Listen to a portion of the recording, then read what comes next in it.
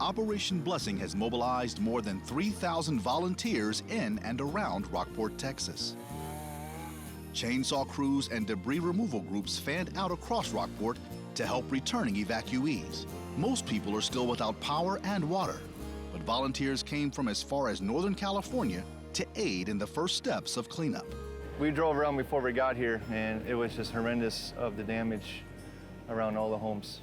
Nothing could have prepared returning residents like Mary Salinas for the massive citywide damage. Oh, it was crazy. My granddaughter was crying and crying. It was crazy. With the extreme conditions here, we're talking about down power lines, fires, roof damage. I mean, homes just destroyed. People want to help, they just don't know where to begin. So Operation Blessing has set up a command center in downtown Rockport to coordinate relief efforts. 3 feet of water rushed into Chris Baker's rental home from the Capano Bay and destroyed almost everything he owned.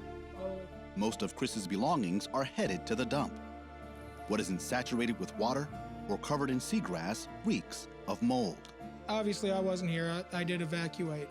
What we can figure out is the storm surge obviously came in from this direction.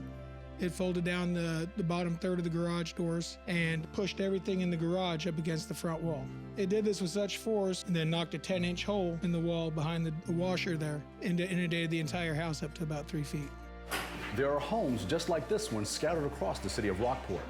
And Operation Blessing has dispatched crews to help families muck out their homes. Kate, a volunteer, traveled 3 hours from San Antonio and worked for 4 days to help Hurricane Harvey survivors. I'm a military wife and I know what it means to serve others, so I'm glad to be helping Operation Blessing.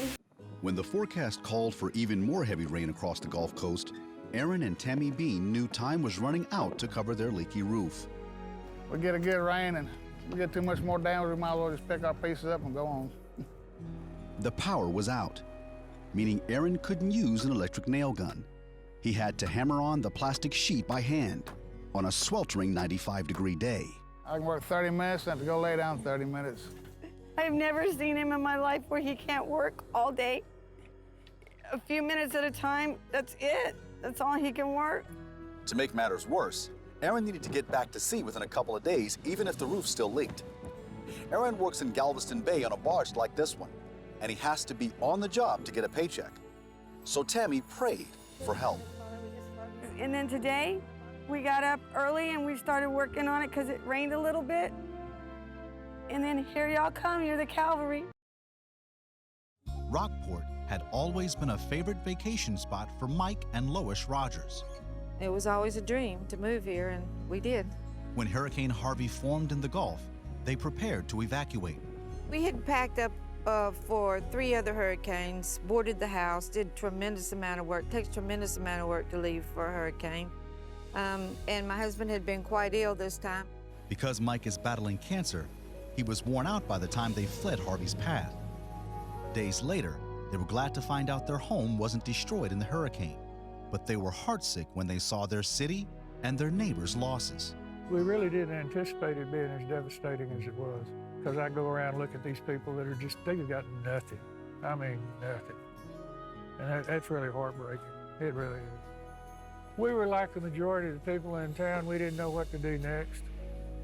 Harvey's Category 4 winds caused damage to their roof and walls, and rain inundated their home. We didn't realize it was as bad back there as it was until it started turning black. The whole thing just was mold everywhere. They had absolutely no idea who was going to remove all of the debris out of their backyard and all the molded items in and around their home. But then they heard about Operation Blessing. And we noticed down the road that they were cleaning up. Operation Blessing has provided disaster relief response in Rockport, Texas for weeks. And one afternoon, 3-time World Series pitcher Kurt Schilling pulled in, driving an RV with a horse trailer attached, full of generators, chainsaws, dehumidifiers, heavy-duty garbage bags, work gloves, and more to unload. I'm just facilitating the transportation of the items. So this is the town of Medfield, Massachusetts, and actually all of the state of Massachusetts. Kurt says people from all over Massachusetts donated money, and then disaster supplies were purchased to aid in the massive recovery effort needed in the Gulf. I told people, think about walking out of your front door with your family soaking wet and then walking down to your high school gym and living for 4 months. You know, what would you need every day? Kurt and the people of Massachusetts wanted to ensure that all of these recovery supplies went directly to the people.